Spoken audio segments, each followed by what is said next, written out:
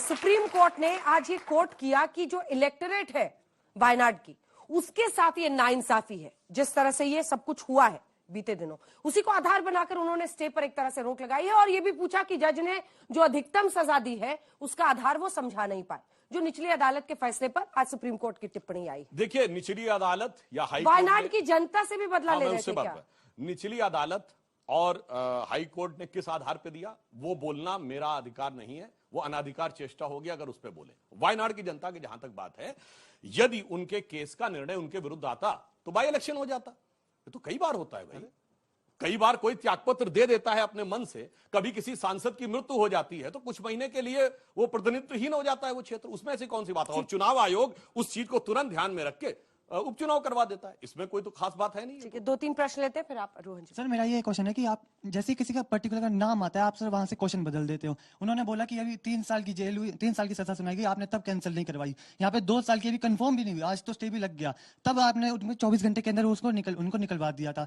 अब ये जो ऊपर से आपने जो हजारों करोड़ का ये बनवाया, ये पार्लियामेंट बनाया, इसके का फायदा क्या है जब हमारे खुद प्रधानमंत्री आके नहीं बोलते? बिल्कुल मान्यवर, कौन कह रहा प्रधानमंत्री नहीं बोलते? अभी देखिएगा विश्वास पत्र पे, जब बोलेंगे तो समझ में आ जाएगा कौन क्या बोला। और अरे मणिपुर पे तो नहीं बोले। अच्छा, मणिपुर पे सुन लीजिए, ये कहते थे मणिपुर पे सारा कार्य स्थगित। अब सुनिए, मणिपुर के अंदर नहीं बोले। अरे अब जब संसद के अंदर सुनिए, ये इतने दिन से हल्ला मचा रहे थे कि 267 में मणिपुर में डिस्कशन कराओ, यानी सारा कार्य रोक के। सारे कार्य रोक के मणिपुर सबसे इंपॉर्टेंट है, मगर जैसे ही दिल्ली का विधेयक आया मणिपुर किनारे।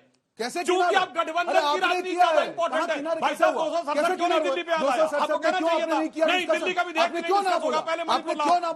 वहां मणिपुर किनारे हो गया। ये तो आपका अहंकार क्योंकि केजरीवाल ने संसद भवन तो बना दिया 1000 करोड़। बीच में नहीं सर, प्लीज, मुझे लोग मैसेज कर रहे हैं बहुत ज्यादा। अपनी अपनी बारी में बोलिए, मैं आपको पूरा मौका दूंगी और ये इंश्योर करूंगी आपके बीच में मैं बोलता ही नहीं भाई, बट प्लीज हाँ बात पूरी कीजिए। मैं सिर्फ ये कह रहा था कि ये मणिपुर पे बार बार कहते थे 267 करोड़ 267 नियम के तहत होना चाहिए, तो क्यों नहीं इन्होंने दिल्ली के ऊपर कहा? जब सारी बात रोक देनी थी तो कहते ना दिल्ली पे भी नहीं। जैसे ही दिल्ली पे गठबंधन की बात, मणिपुर किनारे, इसका मतलब मणिपुर से संवेदनशील राजनीति थी। दूसरी बात, जो संसद भवन बना है, संसद भवन सबके लिए बना है भाई, जो जिसकी सरकार होगी उसके लिए रहेगा। तो इसमें तो गर्व की बात थी, इनको भी आना चाहिए था। परंतु ये किसी व्यक्ति का नहीं है जो कह रहे हैं साहब मोदी जी ने बनवा दिया। अरे मोदी जी ने बनवाया है, चलिए हमने तो सरदार पटेल की मूर्ति भी बनाई है, दुनिया की सबसे ऊंची मूर्ति। पूछिए इनके नेता थे, कोई आज तक गया हो सरदार पटेल की मूर्ति में? पूछिए इनसे। मोदी जी का नाम जो जाए तो अपने नेता से भी नफरत हो जाती है। अभी मणिपुर की उन्होंने बात की, हमने जब ये संसद भवन बना तब हमारे राष्ट्रपति जी को इनवाइट नहीं किया गया, उसका हमने विरोध किया और संसद भवन के इनॉग्रेशन में हम नहीं गए। हमने क्या कहा कि देश के संसद की आत्मा ले लिए और उसका एग्जांपल इनकी सरकार ने दिया। आज मणिपुर पे जो प्रधानमंत्री जी संसद भवन के बाहर खड़े रह के बोलते, हमारी क्या मांग थी कि आप अंदर जाके प्लीज सदन को बताइए। 267 बीच में नहीं बोला था मैं, अब सुन लीजिए प्लीज, अभी भी आपने बोला, अब सुन लीजिए। 267 का डिस्कशन इन्होंने कहा कि सब कुछ नो। 267 मींस कि मणिपुर का इशू सबसे इंपॉर्टेंट है, हम लोग सारे लोग उसका डिस्कशन करेंगे और एक पॉजिटिव तरीके से, अगर आप लोग 2.5 महीने से मणिपुर को शांत नहीं करा पाए, उसकी चर्चा 2.5 घंटे में नहीं हो सकती है, पूरा दिन चाहिए। हमारा प्रतिनिधि मंडल वहां पे गया, वो लोग पूरा रिपोर्ट लेके आए थे, हमारी मंशा थी कि सरकार के साथ खड़े रहे और कैसे मणिपुर में शांति बहाल करे। कल भी हुआ है, कल भी वापस इंसिडेंट्स हुए। अगर एक सरकार 2.5 महीने से एक राज्य में शांति बहाल नहीं कर पाती है और विपक्ष अगर यह कहती है कि एक दिन हमको संसद में दे दीजिए, हमने क्या गुनाह कर दिया? इनका अहंकार देखिए, आज तक मणिपुर पे चर्चा नहीं करी, ये इनका अहंकार और देश की जनता यही देख रही है कि आप सत्ता में अगर हैं तो आपकी जवाबदेही है जनता के प्रति कि अगर आपको जनता ने वोट दिया तो आप शांति बहाल कीजिए, नहीं करती है तो विपक्ष जवाब। इन्होंने कहा 2.5 घंटे में चर्चा नहीं हो सकती, शायद इन्होंने ध्यान नहीं दिया हो। कल मॉर्निंग में राज्यसभा के सभापति उपराष्ट्रपति महोदय ने बहुत क्लियर बोला, उन्होंने अंग्रेजी में बोला, there is a news in certain section of media कि 176 में 2.5 घंटे की चर्चा होगी। I want to make it clear, 176 में there is no limit of time, जब तक चाहे चर्चा करें। और परसों 2 बजे चर्चा शुरू हो गई, मगर इन्होंने चर्चा नहीं करने दी। और मैं एक बात पूछना चाहता हूं, मणिपुर का विषय अगर इनको इतना है तो मणिपुर विधानसभा में क्यों नहीं ला रहे विश्वास प्रस्ताव? पहले संसद क्यों नहीं ला रहे भाई? ना, अरे भाई विधानसभा में पहले सवाल रहेंगे, ये विधानसभा में लाएंगे ही नहीं, क्योंकि इनको पता है वहां डिस्कस करने की इनकी करिए ना संसद में। आपसे कुछ महीने पहले का जो मुद्दा था एक वो पूछना है, जो सत्यपाल मलिक जी के स्टेटमेंट थे उनके बारे में आपको क्या कहना है कि जो इंटेल आपको पहले से मिल चुकी थी वहां के अटैक के बारे में, पुलवामा अटैक के बारे में, और कोई आपने स्टेप नहीं लिया था, उसके बारे में आपका क्या कहना है? उस पर बाकायदा जवाब दे दूं। सत्यपाल मलिक जी ने कहा कि हवाई जहाज की जरूरत थी। सीआरपीएफ को अगर मूवमेंट, पहली बात, पैरामिलिट्री फोर्सेस का कोई भी मूवमेंट बहुत ही कॉन्फिडेंशियल होता है और सिर्फ कंसर्न्ड ऑफिसर को पता होता है। बाकी किसी को नहीं पता होता, क्योंकि अन्यथा उसमें सिक्योरिटी खतरा रहता। दूसरा, अगर सीआरपीएफ को जरूरत होगी तो वो डीजी सीआरपीएफ से कहेंगे, होम सेक्रेटरी से कहेंगे, गवर्नर कहां बीच में आता है। दूसरा, उन्होंने कहा कि मैं जहाज दे देता। भारत के किसी गवर्नर के पास कोई जहाज नहीं है, स्टेट गवर्नमेंट के पास है। जो स्टेट गवर्नमेंट के पास जहाज है वो 6-6, 7-7 सीटर है। वो जो 400 लोगों को ले जाने वाले जहाज सिर्फ एयरफोर्स के पास है। एयरफोर्स से गवर्नर कैसे दिला देता? गवर्नर को तो खुद एयरफोर्स के स्टेशन पे लैंड करना हो तो परमिशन लेनी पड़ती है। ठीक, तो मैंने फैक्ट सुधांशु जी, इसलिए सवाल सत्य उठा और प्रचार दोनों में अंतर होता है, वरना बता दे वो कहां से 450 को मुझे लेने क्यों वाला सवाल जहाज। पूछना है? सुधांशु जी, मैं आपसे ये आप पूछना जवाब चाहूंगा कि आप कह रहे हो कि कांग्रेस को मैंने इससे निचले स्तर पे कभी देखा नहीं, ये पूर्वजों की जागीर है, ये है। तो सुधांशु जी, आप ये बता दीजिए ना, मोदी जी की जो गारंटी है वो कितनी पूरी हो गई है, उनको गिनवा दीजिए ताकि जनता आपको 2024 में वोट कर सके। अरे बहुत अच्छा आपने सवाल किया।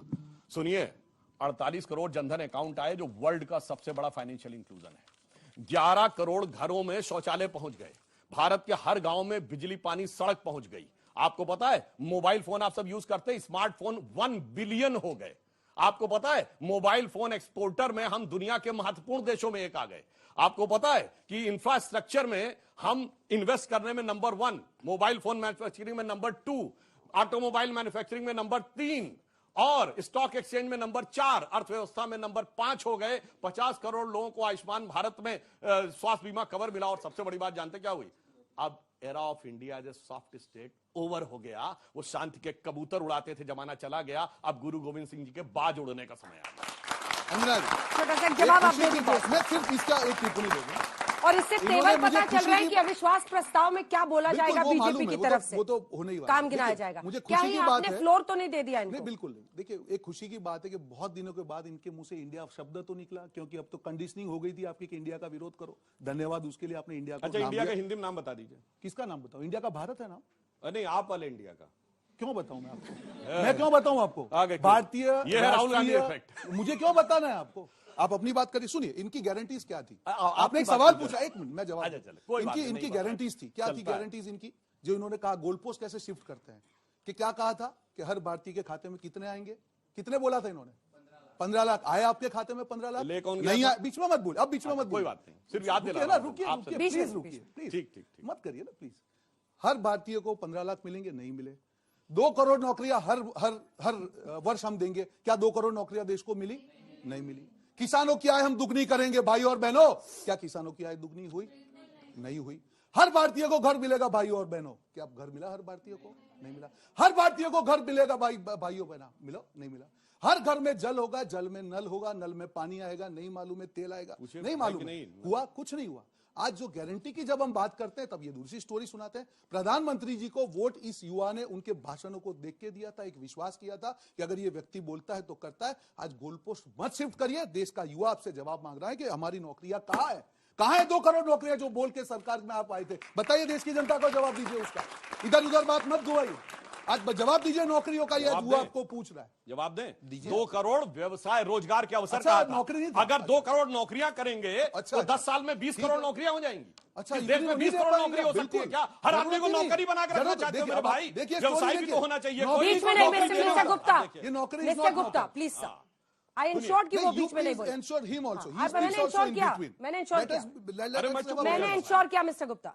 अब देखिए, इसीलिए मैं कहता हूं कि उन्होंने रोजगार के अवसर दिए। 34 करोड़ लोगों ने जनधन योजना में, मुद्रा योजना में लोन लिया है और वो चीज उभर के सामने आई है। इसीलिए आज आप जाके चेक कर लीजिए। मैं आपसे कहता हूं, न मेरी बात मानिए ना इनकी बात, जाके चेक करिए कि बेरोजगारी का डाटा क्या है और महंगाई का डाटा क्या है। मगर मुझे आश्चर्य जानते कब होता है? जब ये कहते हैं युवा मांग रहा है, वैसे वो 43-53 साल का युवा जो पूछता है, तो मैं ये कहना चाहता हूं, हमने इस देश पे, मोदी जी ने 9 साल शासन किया और अगर अटल जी का समय मिला ले तो 15 साल, 60 साल इन्होंने शासन किया, जिसमें 55-56 साल इनकी पार्टी का नहीं, इनके खानदान का शासन रहा है, बाप दादों का शासन रहा। वो उस दौर में जो नहीं कर पाए, हमसे कहते हैं ये करके दिखाओ। इतना क्यों किया, उतना ज्यादा क्यों नहीं किया? मतलब एक कहावत होती है ना, बाप न मारी मेट की बिटवा तीरंदाज। गारंटी का अब जवाब कहते हैं अब हम दीजिए। जाके कर देंगे। गारंटी का जवाब दीजिए ना। हाँ, गारंटी का एक भी जवाब हुई दिया पूरी? हमने। काला और बताए दिया दुनिया का, है। अरे भाई किसान इतना की सारा आय तो गिना दुगना दिया। हुई, अच्छा, 2 ये करोड़ बताइए। हुई नौकरी। मुझे अच्छा, ये मुझे बताइए। सवाल दे दीजिए, किसान की आय बताइए। दुगना होगी? हाँ जी। आया ना, किसान आया की ना। स्थिति तो बीच में हुई कोविड क्या भी आया ना। नहीं, अच्छा, ठीक आपके है नहीं। जमाने में अच्छा, किसान मेरे क्या को गिनती थी? नहीं। बोलिए। आपने promise- आपके हमने जमाने में तो- किसान आपने क्या प्रॉमिस गिनती थी? किया था ना। हाँ जी, मोदी जी बिल्कुल ने किया था। किसान की Promise आय किया में था। भारी बढ़ोतरी नहीं, हुई नहीं, है। किसान की आय अगर दुगनी आप बोला कहें था। एमएसपी बस 2 गुनी हुई sentence change मत है इस कीजिए। दौर में। किसान की मैं आय चेंज दुगनी हुई। नहीं कर रहा हूं। किसान की आय दुगनी अच्छा, चलिए, आपके जमाने में कितनी थी दुगनी बताइए। हुई। तो मैं बताऊं हुई आज दुगनी कितनी हुई। थी। बताइए कितनी मोदी थी? जी ने बोला था। बोलिए, बोलिए बोला कितनी था थी? मोदी जी बोलिए ने। कितनी मोदी जी थी? ने बोला था। नहीं बोलिए हुई। ना। जवाब ये देश की जनता तय अरे करेगी। देश की 9 साल की ने तो तय कर दिया। वही तो मैं आपसे कह रहा हूं ना। छोड़िए आप यार। ठीक। अच्छा, और ये कहते 15 आप लाख अपनी नहीं एक मिला। भी गारंटी ए बताइए भाई, आपने पूरी 15 की लाख हो। ले जाके किसने अरे धरा था बताइए वहां? ना। मतलब उल्टा चोर कोतवाल को डांटे। जी, मेरा सवाल कांग्रेस से है जी। कि राहुल गांधी जी हमारे जो नेता, उनको अगर ये नहीं पता है कि कब अपने वर्ड्स को कहाँ, कैसे और कहाँ, किस तरह से यूज करना है पार्लियामेंट में, तो फिर आने वाले इलेक्शंस में शायद ही ऐसा कभी हो, पर अगर उन्होंने वो जीत गए तो वो इंटरनेशनल लेवल पे अपने हमारे देश को वो कैसे प्रेजेंट करेंगे? बहुत अच्छा सवाल आपने पूछा। और देखिए, राहुल गांधी जी को अगर आप देखेंगे, क्योंकि मैं काफी क्लोजली उनसे मैंने काम किया है, मैं आपको एक बताना चाहूंगा व्यक्तिगत तौर पे, वो एक सामान्य इंसान है। उनका कोई ईगो नहीं है। उनको लगता है कि देश की जनता का मैं कैसे भला कर पाऊं। जब कोविड का भी समय था, उन्होंने कहा था, आगाह किया था इनको, इन्होंने बात नहीं सुनी। जब चीन के ऊपर, चीन हमारी जमीन के अंदर गया, तब भी सवाल पूछे, इन्होंने सुना नहीं। बेरोजगारी, उन्होंने हमेशा सरकार से सवाल पूछे। उनका यही काम है कि जनता के मुद्दों को देश की सरकार के सामने करे। उन्होंने सरकार की आलोचना नहीं की। क्या सरकार को देश की जनता के लिए सवाल पूछना गुनाह है? तो वो गुनाह करने को तैयार है। आज कभी भी राहुल गांधी जी की आप कोई भी अभी जितने भी सवाल पूछे, भारत जोड़ो यात्रा 3000 किलोमीटर से ज्यादा हर तबके के आदमी को मिले। 2 दिन सवाल पहले कुछ और था, मैं उसी आप पे आ रहा भटक हूं। गए। मैं उसी पे आ रहा हूं कि राहुल गांधी जी जो सवाल क्या पूछते किसी हैं, ने स्क्रिप्ट लिख के दे दी थी बिल्कुल ऐसा नहीं। जिसकी कोई- वजह से उन्होंने बोला? देखिए, अब तो स्क्रिप्ट सुप्रीम राइटर कोर्ट बदलने की का या टिप्पणी खुद के से बाद ऐसा निकल मुझे गया? लगता है, अंजना क्योंकि जी, कोर्ट ने भी सुप्रीम कहा कोर्ट है। की, मैं आपको यही कहना चाहूंगा कि सुप्रीम कोर्ट की टिप्पणी के बाद में ये सवाल का मतलब नहीं है। राहुल गांधी जी ने कहा था नीरव मोदी के खिलाफ, ललित मोदी के खिलाफ, जो आज भी इनके जो साथी हैं बाहर घूम रहे हैं, आज वापस नहीं ले पाए, इनका सवाल इनको जवाब पूछिए।